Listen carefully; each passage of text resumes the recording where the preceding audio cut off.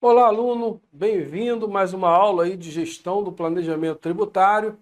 Nessa aula vamos falar da introdução ao planejamento tributário. Vamos ao slide da aula.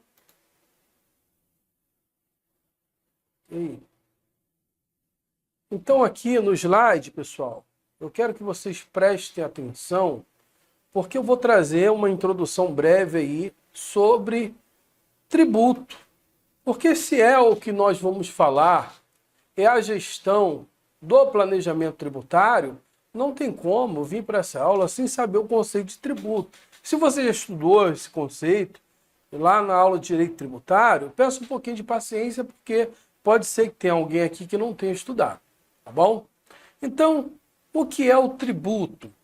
O artigo 3º do Código Tributário Nacional vai definir tributo como toda prestação pecuniária compulsória em moeda ou cujo valor nela se possa exprimir, que não constitua sanção de ato ilícito instituído em lei e cobrado mediante atividade plenamente vinculada a professor. Não entendi nada dessa aula, não entendi nada desse conceito, tá? Por que você veio trazer conceito de tributo, esse conceito tão grande? Não se preocupe, porque todo esse conceito, ok? Vai estar aqui traduzido nesse quadrinho. Então, esse quadrinho aqui está separando tudo aquilo que está no slide anterior. Então, primeira coisa, tributo é toda prestação pecuniária, tá? Toda prestação que se possa trazer em pecúnia, ok? E aí, ela tem que ser transformável em moeda ou algo que se possa transformar em moeda, ok? Em regra, o pagamento é em moeda nacional. Mas nós não vamos entrar aqui nesse aspecto, isso aí fica lá para a aula de direito tributário, tá?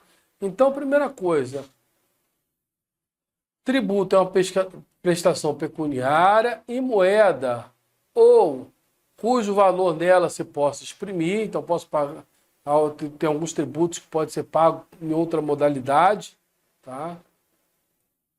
É uma prestação compulsória. Toda vez que a gente ouvir essa palavra compulsória, vem de obrigatoriedade.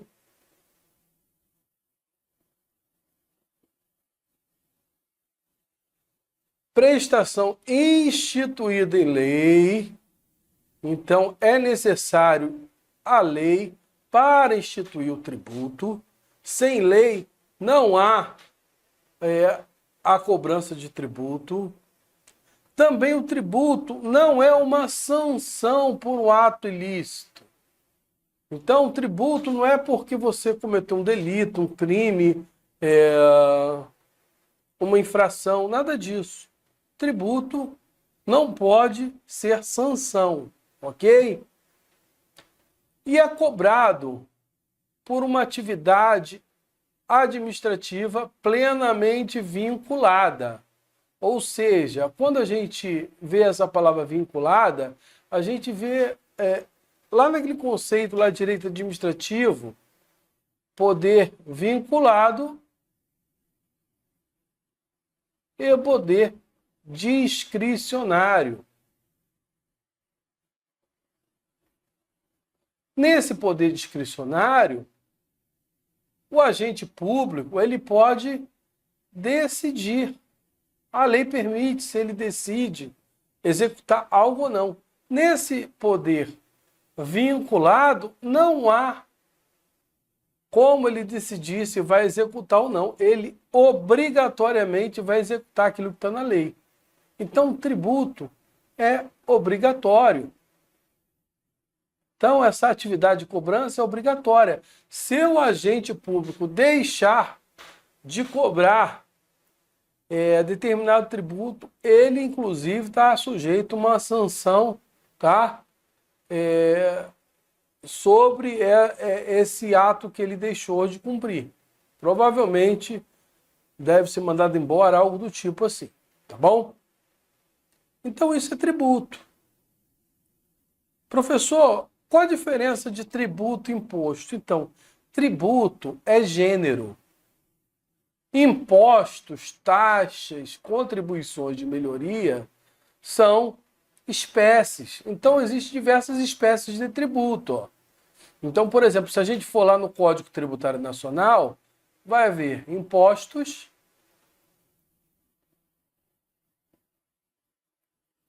taxas e contribuições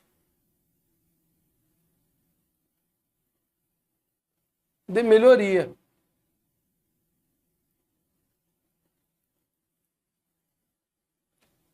Já a Constituição Federal, além desses dois, vai trazer aí os empréstimos compulsórios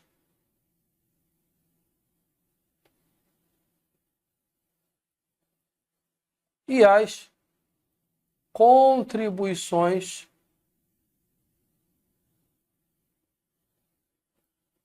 especiais ou sociais. Ok? Então, isso aqui são espécies de tributos. Ok? E aí, pessoal, como que dá essa vinculação de cobrar ou não cobrar o tributo? Como que a gente vai ganhando aí como que o Estado vai adquirindo essa situação de poder exigir ou não tributo? Olha, primeira coisa, o tributo, ele vai nascer, tá? Pela instituição em lei. A instituição em lei vai definir a hipótese de incidência do tributo, que é algo abstrato.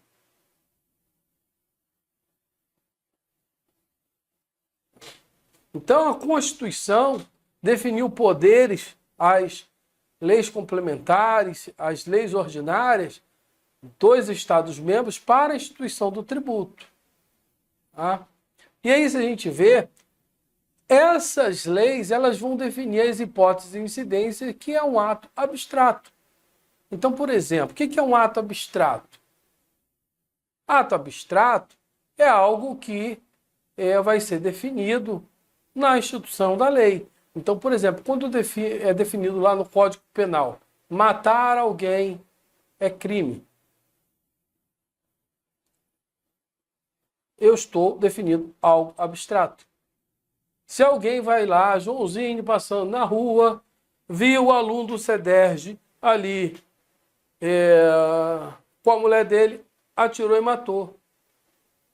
Matar é crime, estava previsto em lei, ocorreu um fato concreto, então o ato abstrato ali, ele vai se tornar exequível. Tá bom? Então, a hipótese de incidência é o ato abstrato. Aquilo que ocorre de fato é o ato concreto. Então, ato abstrato. Vamos lá. Possuidor de automóvel tem que pagar IPVA. O aluno comprou o automóvel, vai o quê? Ato concreto. Vai ter que pagar o IPVA. Ok? Então, a ocorrência da situação prevista em lei é o ato concreto. Tá ok? E esse ato concreto é também chamado de fato gerador. E aí surge a obrigação tributária. Então, por exemplo, se está definido lá na lei, possuidor de imóvel tem que pagar IPTU. Eu comprei o imóvel, eu sou sujeito à obrigação tributária do IPTU. Então surge aí uma ocorrência da situação prevista em lei Ou seja, é um fato gerador de que eu vou ter que pagar o IPTU que está previsto lá na lei, que é algo abstrato, tá bom? E aí, comprei o automóvel, comprei o imóvel, o Estado já pode me cobrar de imediato o IPTU, o IPVA? Não. Por quê? Para que ele cobre, a gente tem que fazer o quê? O chamado... A gente não, na verdade, o Estado vai fazer o quê? O lançamento. Tá bom? E quando ele faz o lançamento, vai ser instituído ali naquele momento o crédito tributário, que o sujeito ativo vai ser o Estado. Quando eu falo Estado, estou falando da administração pública. Então, no caso do imóvel, é um tributo municipal. Então, é um município. Mas no caso do IPVA, é um tributo estadual. Então, é o Estado. Se fosse um tributo federal, a União. Ok? E aí, pessoal, a gente vai definindo aí. Então, por exemplo, foi lançado lá, olha, o professor comprou um automóvel. O professor comprou uma casa. Opa, ocorreu o quê? Houve uma ocorrência de algo previsto em lei. Possuidor de automóvel tem que pagar o quê? IPVA. E o proprietário de uma casa tem que pagar o quê? IPTU. Ok? Então, ocorreu. Mas se o Estado não lançar o IPVA, o município não lançar o IPTU, o crédito tributário ainda não foi lançado. Não existe uma relação jurídica ainda de pagamento. Ok? A relação jurídica de pagamento do tributo só dá com o lançamento do tributo.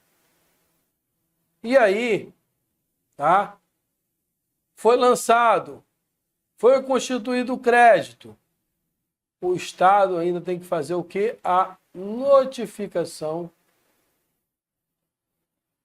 do sujeito passivo, que é quem deve o tributo agora. Ocorreu a notificação. Vou trazer aqui. Deixa eu apagar essa parte aqui de baixo para dar continuidade. Vamos lá. Vai ficar melhor aqui.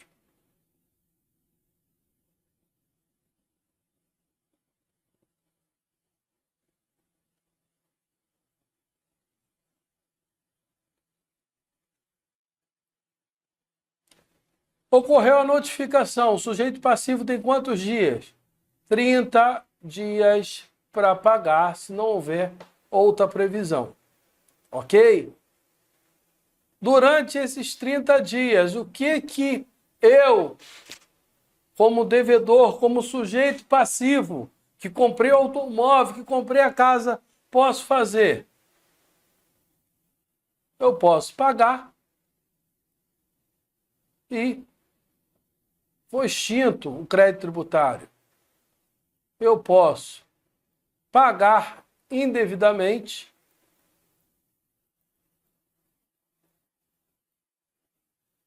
e aí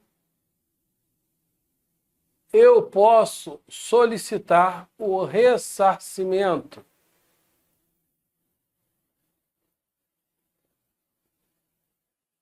Eu posso ainda entrar com um processo administrativo fiscal. Ok? E aí, pessoal, eu vou falar assim, olha, tudo bem que eu fui notificado desse IPTU, desse IPVA, mas eu não concordo, porque o preço do carro não é esse. o metro quadrado ali do meu imóvel não é esse.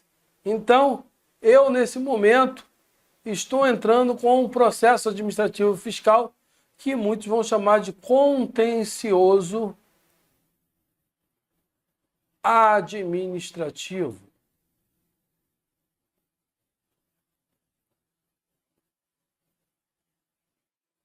Ou eu posso simplesmente não pagar. E se eu não pagar, o Estado, o município, a União, normalmente vai me inscrever em dívida ativa e depois eu vou responder um processo de execução fiscal. Ok? Então, toda essa relação aqui, ela traz desde a instituição do tributo até aqui o pagamento, ou ali o não pagamento, e também o contencioso, em que eu contesto ali o que foi lançado para pagamento do tributo. Tá? E aí alguns podem perguntar, e professor, o que isso tem a ver com planejamento tributário? Tem tudo a ver com planejamento tributário. Sabe por quê? Porque agora nós vamos visualizar aonde se insere o planejamento tributário aqui. Então, por exemplo, sem hipótese de incidência, tá? Me fala assim, olha,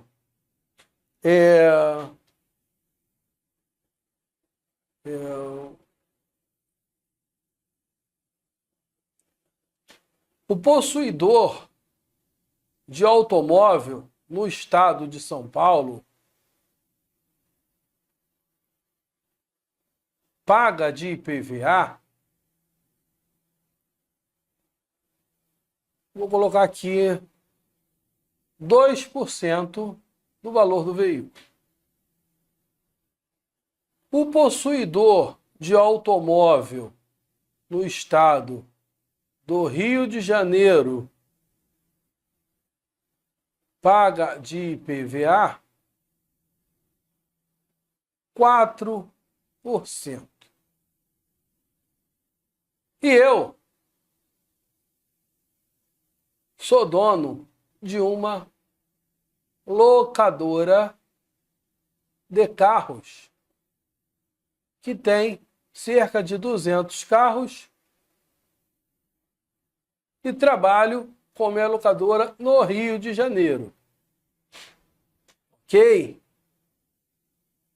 No meu planejamento tributário, o que eu vou fazer? Antes de eu colocar as minhas atividades, antes de eu instituir essa locadora, ok? O que normalmente eu faço? Eu vou fazer essa verificação aqui. Por quê? Porque eu tenho que colocar aonde os meus carros ficarão lotados. Ok? Onde eu abrirei a minha empresa. Se eu abrirei essa empresa no Rio de Janeiro ou se eu abrirei essa empresa no estado de São Paulo. Por quê? Porque o que eu vou pagar de tributo referente a 200 carros não é pouco de diferença.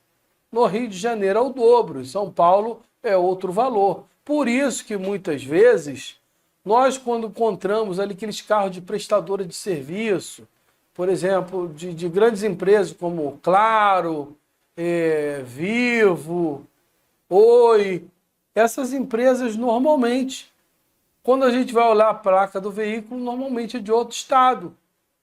Por quê? Porque o contrato é feito lá naquele outro estado, porque é bem mais barato para a locadora utilizar carros locados daquele outro estado. Então, por exemplo, se eu tenho diversos clientes para alugar esses carros no Rio de Janeiro, Mesmo sendo no Rio de Janeiro a locação, o ideal é que eu fizesse a constituição da minha empresa aqui, ó, em São Paulo, porque o IPVA é 2%. É um valor altamente considerável. E aí, com esse valor considerável, eu estou fazendo o planejamento tributário antes da ocorrência do fato gerador, que é o comum. Ou seja, antes, tá?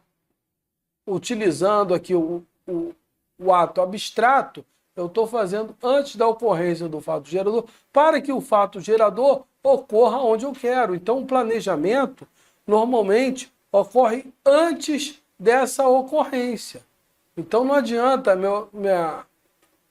minha locadora estar já lotada lá no Rio de Janeiro, os carros estarem registrados no Rio de Janeiro. Por quê? Porque aí eu não fiz o planejamento. Mas antes de constituir esses carros, eu fazer essa verificação. Basicamente isso. Então, eu vou puxar uma tela em branco, tá? Que eu vou falar sobre isso, tá? A ocorrência do fato gerador do tributo.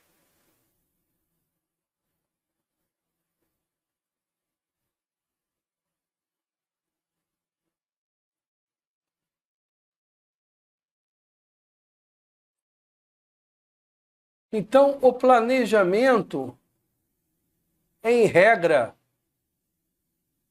ele vem antes do fato gerador. Eu, ali no momento que eu ainda estou planejando a minha empresa, ainda que eu estou vislumbrando, eu estou fazendo o quê? O planejamento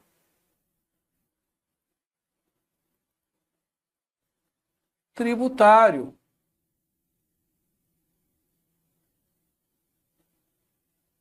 Que também é conhecido como elisão fiscal, que nada mais é que fazer um planejamento utilizando o que é permitido em lei, ok? Nada mais do que isso. Professor, é só antes que a gente faz planejamento? Não. Aqui eu coloquei regra, por quê? Porque existe exceção. Então, a exceção é o quê? É depois, tá bom? A regra é antes, a exceção é depois. Por quê? Porque, vamos lá, auferir renda, tem que pagar o quê? O imposto de renda.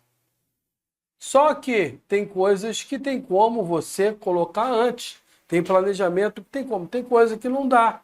Então, no momento da declaração,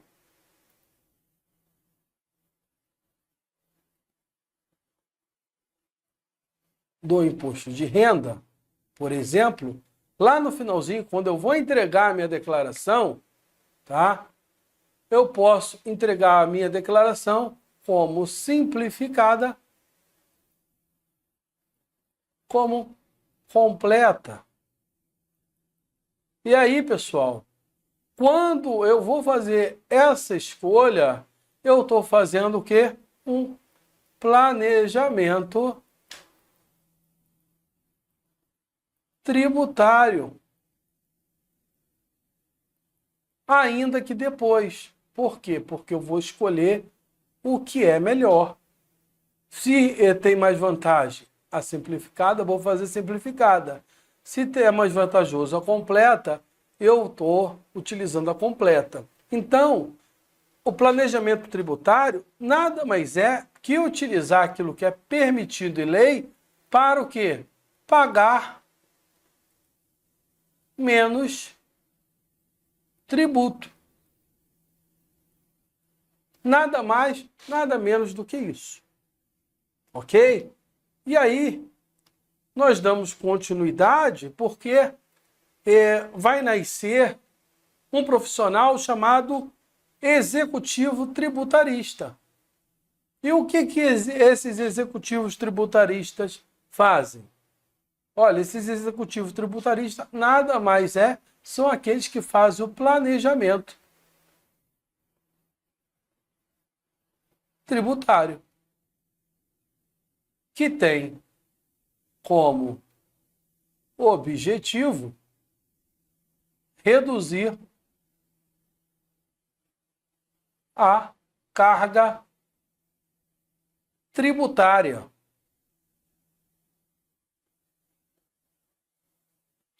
Nada mais, nada menos que isso. Então, por exemplo, aqui nesse slide, o que você vê? Alguns executivos, tá, da área tributária da 3M visitando a SUFRAMA, a Superintendência da Região Amazônica, que é ali conhecido como a Zona Franca de Manaus, que é quem detém ali, que tem a superintendência que cuida dos aspectos da Zona Franca de Manaus. Então, eles estão lá conhecendo como que funciona os aspectos da Zona Franca de Manaus, que é uma região ali que tem diversas, podemos dizer ali, diversas vantagens tributárias, tá, que são oferecidas naquela região para poder haver o desenvolvimento daquela área. Então, com o crescimento das operações empresariais e a necessidade de adaptação das constantes mudanças na legislação, muitas empresas vêm reforçando o quê? Suas áreas tributárias, tornando menos operacionais e mais estratégicas. Porque não adianta produzir e pagar tanto imposto. Tá? Então, o que eles estão fazendo? Eles estão aumentando o esforço em diminuir isso aqui. Muito mais do que produzir tanto. Ok? Essas áreas ganham cada vez mais autonomia em relação aos setores jurídico e contábil, exigindo profissionais com formação multidisciplinar.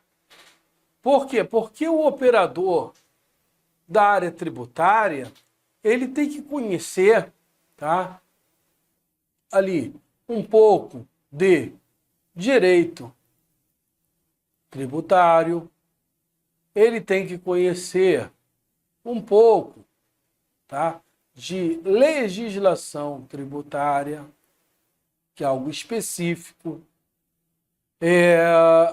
Ele tem que, muitas vezes, conhecer um pouquinho de tecnologia da informação, um pouquinho das outras áreas de direito, como constitucional, administrativo, se ele precisar entrar com processo administrativo fiscal, ele tem que ter essa noção.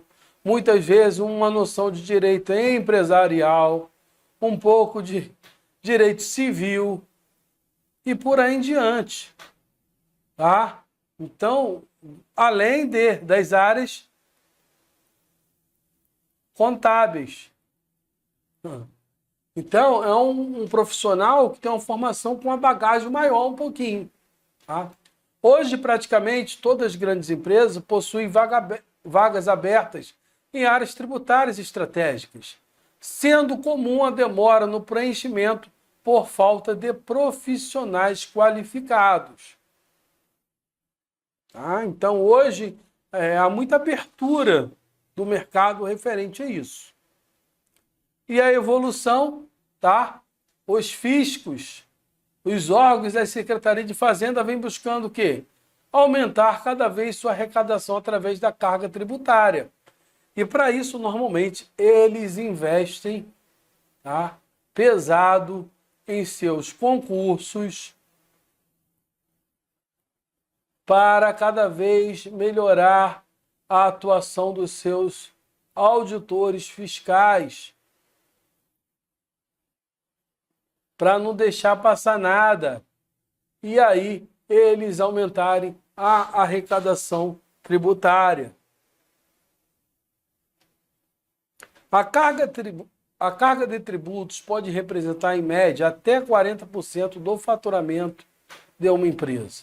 Reduzir esse impacto legalmente tornou a exigência competitiva.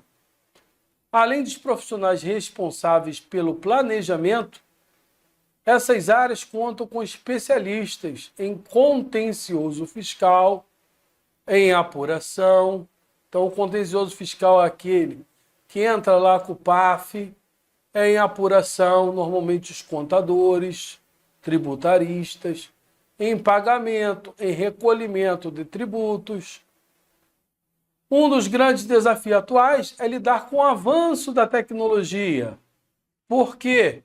Porque as grandes secretarias de fazenda, as chamadas Cefaz, outras se chamam Cefa, outros se chamam, alguns costumam chamar de ISS ou Secretaria do Município, tá? Essas estão investindo pesadamente em tecnologia, fazendo o quê? O cruzamento de dados. Então, normalmente quando a empresa ela vai lá, emite uma nota fiscal, tá? Essa nota fiscal, ela vai lá para o sistema da Receita Federal, tá? Da nota fiscal eletrônica, e vai com diversas informações. Então, por exemplo, se é um serviço, normalmente a Secretaria de Fazenda Municipal, ela vai buscar essa informação. Se é uma mercadoria, normalmente a Secretaria de Fazenda do Estado é quem vai buscar essa informação, porque aí incide o ICMS e por aí em diante. Então, há diversos cruzamentos de dados com a expectativa de fazer essa arrecadação tributária, que torna a fiscalização mais ágil, exigindo enfoque cada vez maior na consultoria preventiva. Por quê? Porque antes era feito tudo no papel. A pessoa emitia um talão de nota fiscal.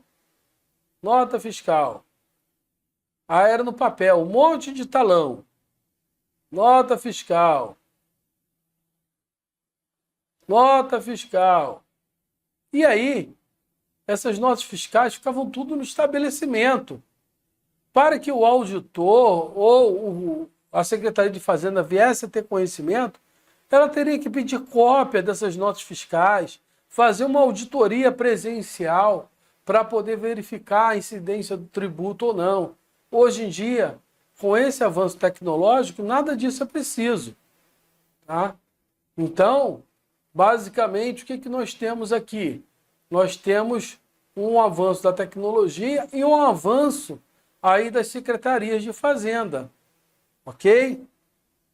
Nesse processo de fiscalização, aumentando os tributos, diminuindo a evasão fiscal. Mas, afinal, o que é planejamento tributário?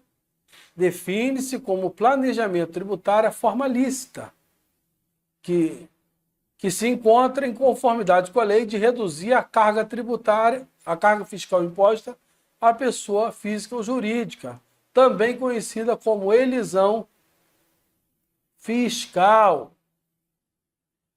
que é a forma lícita, tá bom? Portanto, ao meu ver, trata-se do estudo prévio, que é a regra da concretização dos fatos administrativos, dos efeitos jurídicos, fiscais e econômicos de determinada decisão, diretoria ou gerencial, com objetivos de encontrar alternativa legal, o quê? Menos onerosa para o contribuinte.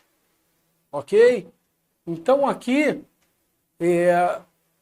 o planejamento ele vai se dar de forma lícita, normalmente vai ser prévio e vai trazer aqui como objetivo uma carga tributária menos onerosa. Então, aqui na gestão do planejamento, no planejamento tributário, o que eu quero eliminar? Eu quero eliminar aqui, ó, a alta carga, a elevada carga tributária, o pagamento indevido, o regime de tributação inadequado, que vai impactar também nos valores a serem pagos de tributo, não aproveitamento de créditos fiscais, o desconhecimento de isenções, benefícios, incentivos fiscais. Ou seja, por desconhecer a legislação, a companhia, a empresa, ela paga mais tributo. Tá? Então, o planejamento tributário é o instrumento preventivo, corretivo de defesa do contribuinte. Ok? Basicamente, é isso aqui que nós temos que focar. É eliminar esses focos, porque tudo isso aqui é custo. Tudo isso aqui vai aumentar a minha carga tributária. E minha intenção é diminuir. A execução adequada requer uma análise contínua dos seguintes aspectos. Então, para eu executar adequadamente o planejamento tributário, eu tenho que conhecer a legislação tributária vigente. Então, o profissional que trabalha na área de planejamento tributário, ele tem que estar sempre informado. Alterou a legislação tributária, federal, ele tem que conhecer, ou se ele trabalha no município específico, ele tem que conhecer também as alterações naquele município, se é em caso de prestação de serviço, se é em caso de circulação de mercadoria, circulação de serviço, ele tem que conhecer a legislação estadual, ok? A possibilidade de compensação dos tributos. Então, existem tributos que eles ocorrem e podem ser compensados, como é o caso do ICMS. A presença ou não de substituição tributária sobre produtos, ICMS, IPI, PIS, COFINS. Tá? Então, no caso da substituição, se acontece ou se não acontece, se há essa substituição tributária, o ramo, a atividade da empresa, eu tenho que conhecer se eu estou fazendo, se eu estou cadastrando a empresa no ramo correto, se aquele ramo é mais oneroso, menos oneroso do que um similar.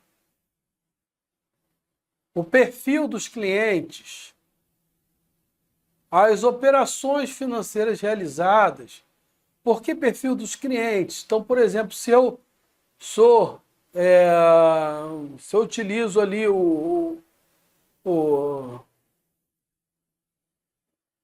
podemos dizer ali, se eu sou vendedor de mercadorias, eu estou vendendo para a pessoa física ou para a pessoa jurídica. Tudo isso vai mudar o meu regime de arrecadação. Tá? As operações financeiras realizadas, o melhor enquadramento tributário, a possibilidade de aproveitamento dos créditos fiscais. Tudo isso aqui é importante, tá bom, pessoal? Isso aqui a gente vai ver mais a fundo lá no direito tributário, tá bom? Eficiência tributária. A empresa eficiente do ponto de vista tributário é aquela que, de forma lícita e antecipada, identifica a alternativa menos onerosa, ou seja, lícita e antecipada, igualzinho aquele conceito anterior que nós vimos, para atingir seus objetivos.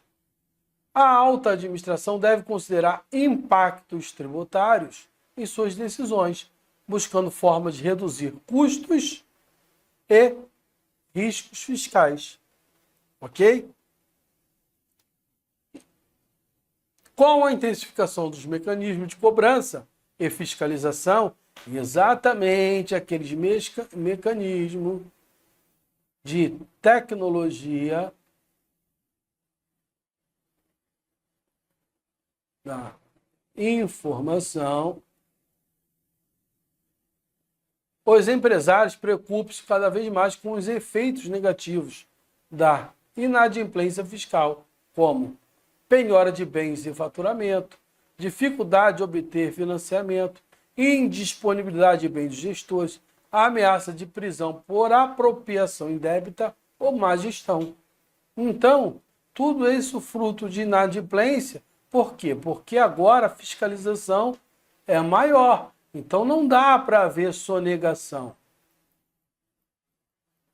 Agora, no lugar da sonegação, tem que fazer o quê? O planejamento tributário.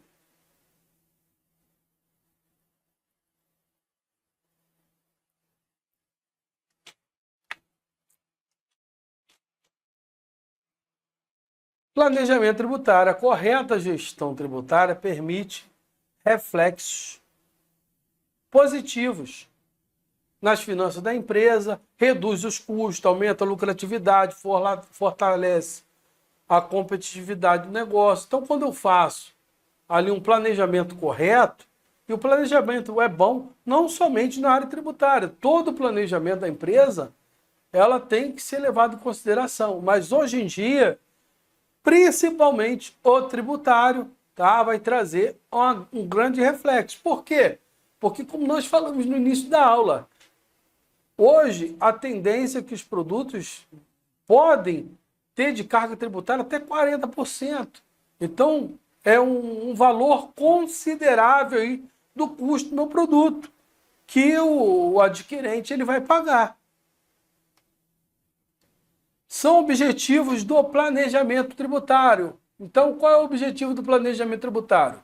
Reduzir ou eliminar a carga tributária, prevenindo ou minimizando a ocorrência do fato gerador, evitando contingências fiscais por meio de controles internos eficazes e conhecimento da legislação, postergar o pagamento de tributo conforme planejamento financeiro e operacional. Então, se eu posso pagar lá na frente, por que eu vou pagar agora? Se eu pagar agora, eu diminuo o meu fluxo de caixa. Reduzir o custo burocrático, tá? Padronizando e informatizando os processos tributários. Ok? Isso vai facilitar o meu acompanhamento do meu custo tributário ali, do que eu vou ter de tributo ou não. Então, eu estou reduzindo o custo burocrático, estou informatizando os processos, eu consigo acompanhar em tempo mais real o quanto eu tenho que recolher de tributo, o quanto eu não tenho que recolher. Como fazer o planejamento tributário? O primeiro passo para um bom planejamento é a escolha do regime tributário mais vantajoso. Tá? Então aqui, ó, nós temos alguns regimes, como o lucro presumido, o lucro real, o simples, o MEI, que está dentro do simples e não chega nem a ser, tá? Um regime, tá? Eu nem vou considerar aqui um regime o MEI, porque o MEI está dentro do Simples Nacional, não chega nem a ser um regime. O outro regime que a gente tem aqui é o regime por arbitramento. Então, coloquei essa figura aqui, não prestei muita atenção nisso, tá? Então, o MEI não chega a ser um regime. Na verdade, o MEI ele está incluído dentro do Simples Nacional. Ok? Então, quem está incluído aqui são as microempresas, empresas de pequeno porte. Tá? E os MEIs também estão incluídos dentro do Simples. Quem está incluído dentro do lucro presumido? As empresas que faturam, se eu não me engano, até 87 milhões. Mas existem exclusões. Tá? Existe, por exemplo, os bancos. Dependente do seu valor, ele tem que estar aqui no lucro real. Então, mesmo que ele fature menos de 87 milhões, ele está no... O seu regime tem que ser o lucro real. O que mais? Existem outras exceções, tá bom? E aqui, normalmente, acima desses 87 milhões. Gente, eu não lembro se o valor é esse aqui exato. Eu sei que existe o valor limítrofe, tá bom? Que abaixo, normalmente, é lucro presumido. Acima é lucro real. Ok? Eu vou até apagar aqui esse valor para a gente não confundir, porque esse valor é o valor antigo e eu acho que não está mais nesse valor, não. Muito antigo. Eu vou trazer aqui o valor real para vocês e posto depois, tá bom? Então, vou colocar aqui, ó.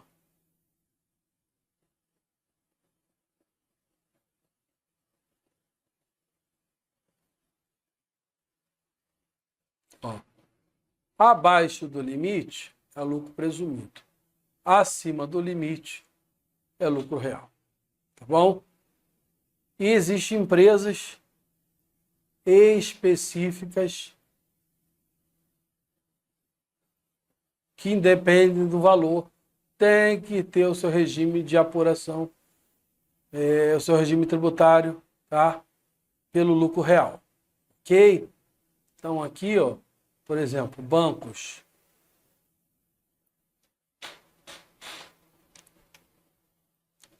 Depois disso, é necessário conhecer todas as etapas operacionais e fluxo financeiro da empresa.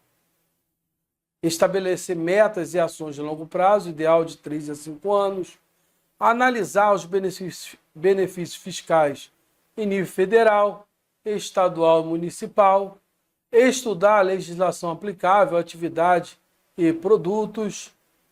Observar a substituição tributária e a cadeia de fornecedores e clientes. Avaliar o aproveitamento de crédito, especialmente PIS/COFINS não cumulativos. Realizar auditorias fiscais para identificar oportunidade e riscos ocultos.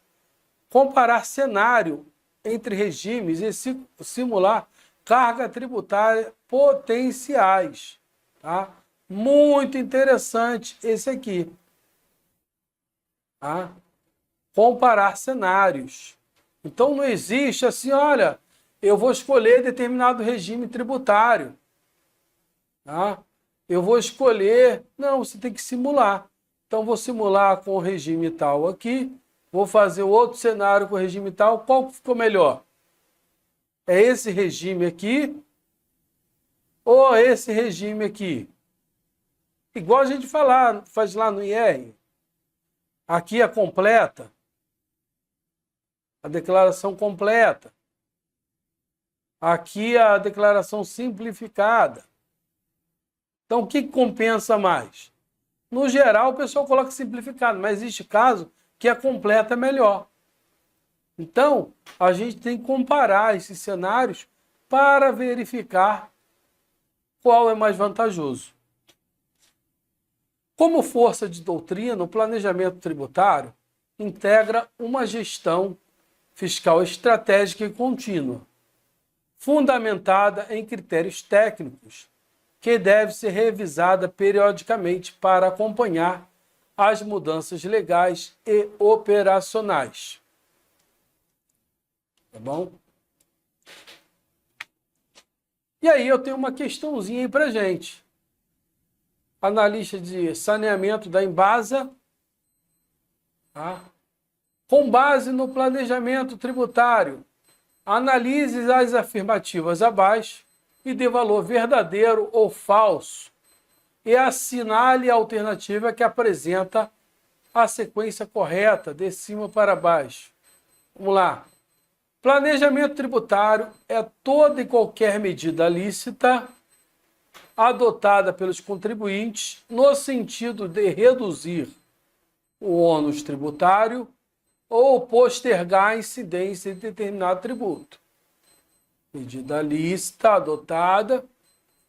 O planejamento tributário pode ser visto também como um conjunto de atividades permanentes desenvolvida por profissionais especializados com o intuito de encontrar alternativas ilícitas, de reduzir ou postergar a carga tributária das empresas. Então aqui, nós temos um erro. Então aqui é falso, tá bom? Vamos para a próxima. O planejamento tributário é considerado a atividade mais complexa, ela é complexa de fato, desenvolvida pelo contador tributarista. Uma vez que, para ser bem-sucedido nessa tarefa, é necessário que ele tenha profundo conhecimento das regras que regem a incidência e o domínio amplo dos meandros da apuração do tributo, exatamente.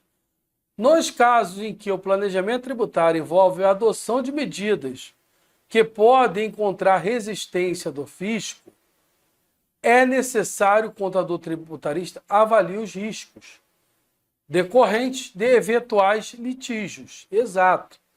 Há uma dificuldade do fisco entender determinada situação ser considerado como planejamento, o contador tributarista tem que avaliar esse risco. Por quê? Porque para o contador, às vezes, pode ser, algo lícito, mas para o fisco pode parecer ilícito. Então tem que avaliar esse risco desse litígio, se vale a pena ou não. Nesse caso, para uma decisão mais segura, é fundamental conhecer e analisar os precedentes administrativos e judiciais, ou seja, eu tenho uma situação duvidosa, do que o fisco vai apontar ou não, o que eu faço? Eu vou recorrer. O que ele julgou administrativamente?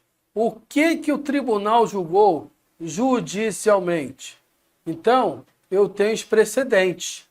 Olhei os precedentes, está favorável, sigo.